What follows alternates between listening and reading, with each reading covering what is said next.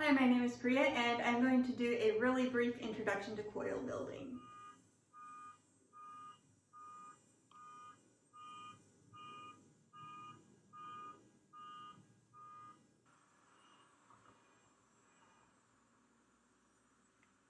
So I'm going to push it in place as I go around, and then I'm going to get ready for my next coil.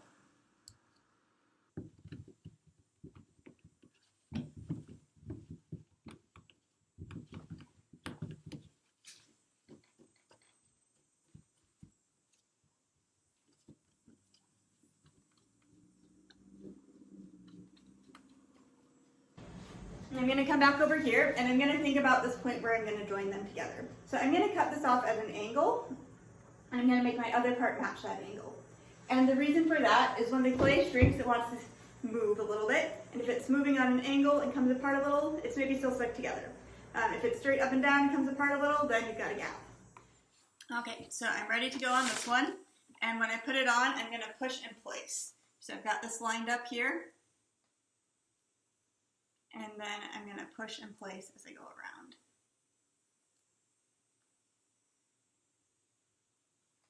And okay, so stop scratching up there. I'm going to come around again, scratch some more, and because I want this to curve in a little bit, I'm actually going to try to put this coil a little bit more on the inside of this triangle edge.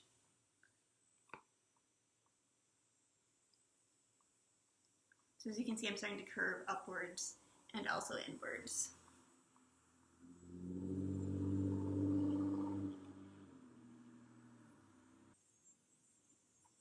Okay, so there we've got two coils attached, and what I'm going to do at this point is I'm going to stop and push everything together a little bit more. I'm going to start at the bottom, and I'm just going to squeeze these bottom coils together a little bit and go all the way around. And what I'm doing is I'm pushing them together, but I'm not trying to make it any thinner than it needs to be. I'm just trying to compress them down without stretching anything out. And what I'm going to do next is I'm going to grab one of my ribs, and I'm going to support the inside with my left hand, and I'm going to smooth the outside with my right hand. So the more you can make this feel like it's all one wall, the more structurally stable it's going to be, and the less issues you're going to have as it's drying and moving through the kiln.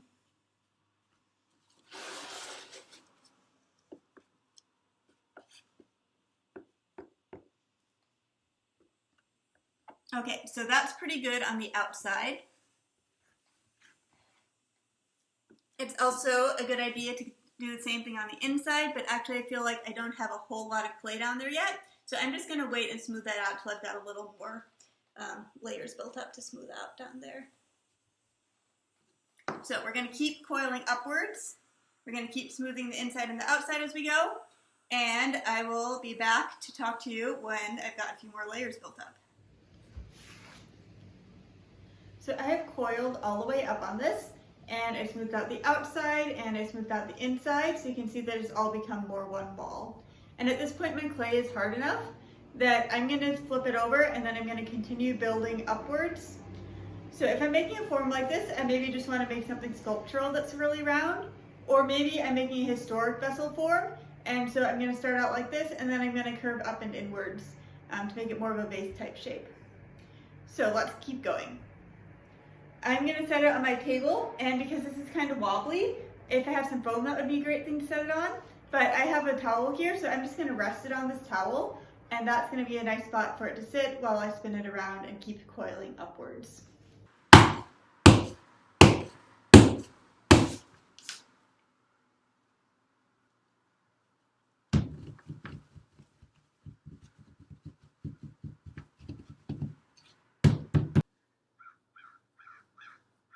Sometimes this edge can be, what should I say? It can be a little harder to smooth in. So if it's getting kind of thick and hard around here, you might want to just do some smoothing out and narrowing down of this part if that looks like it's going to be a problem.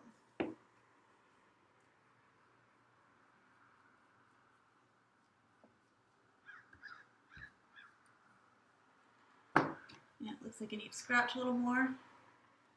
And I'm just going to keep going And because I want to angle this inward, I'm going to make sure I'm setting it a little more on the inside of this coil that I just stacked on.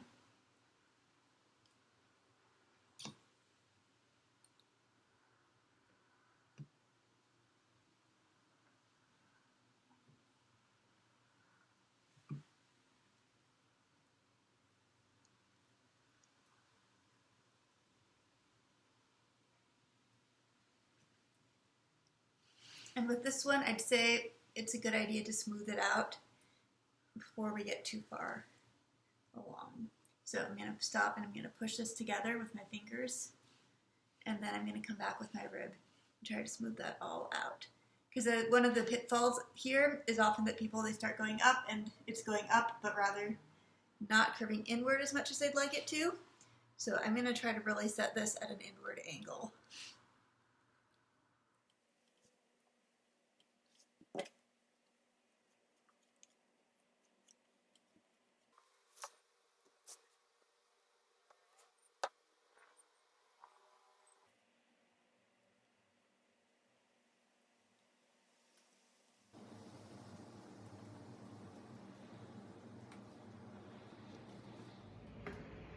So at this point, I've got it pretty smooth on the outside. I want to smooth out some of these inside coils too. I'm going to support the outside with my left hand, and then I'm going to push up against it with my right hand on the inside.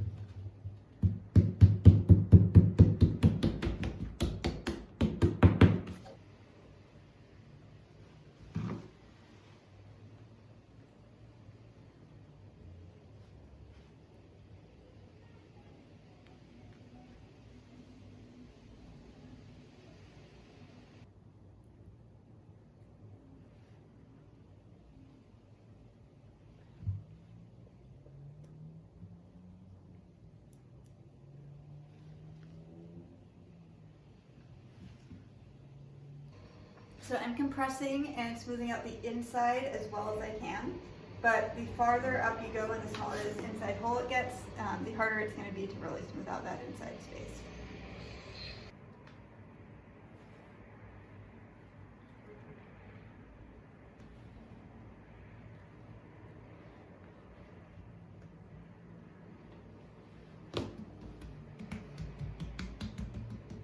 So I'm down to really just a little small area on the top. If I wanted to turn this into a vessel form, I would maybe have a coil longer than this one. Then maybe want to put a lip up here of some sort. If I want to fully close this off as more of a sculptural component, so it could have a nice lip up there. What I would do is I'd just make a really tiny pinch pot, and then I'd use that to smooth over this top hole. So this here is about right to cover that spot. And I mean, I don't want to make it too much thinner than where my clay is. So I could pinch this out a little bit more, but I really don't want to make it any thinner than it is. So I might actually just kind of push these parts back in to make it match the shape of that top a little more. So then what I'm going to do is I'm going to scratch and attach both surfaces. And I want to make sure I'm not getting this too wet. I'm attaching clay that's going to be about the same dryness here, or the same wetness. So slip and score is important, but it's a little bit less important than if you're attaching wetter clay to drier clay. Okay, so I've got that on here, and I'm really just going to smooth this out really gently.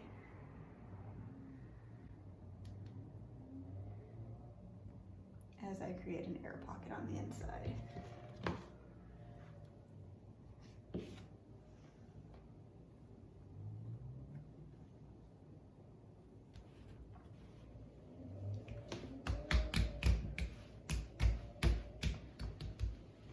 So that is how I make a mostly enclosed circular form. So you can apply this to vessel making and sculptural forms. in a variety of different ways.